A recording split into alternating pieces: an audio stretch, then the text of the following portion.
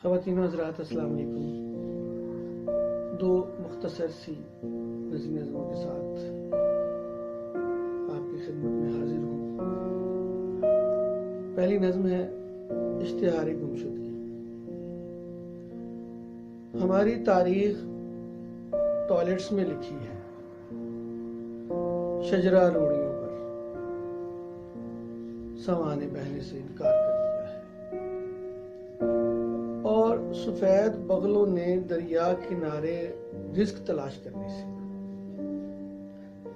इश्तिहारी लड़की को देखकर आंखों में शहवत भर आती है, होंठ सुलगने लगते हैं, सांस फूलने लगती है, बदन कांपने लगता है, अज़ारबंद ढीले पड़ने लगते हैं। हमें जद्दे अमजद का इश्तिहारे गुमशुदगी देखना होगा। दूसरी नज़्म है जीने की कड़वाहट।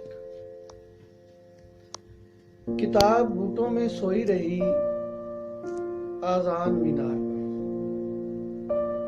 गुंबद उस लड़की के सीने पर जिसके मुंह पर चीचक के दाग हैं।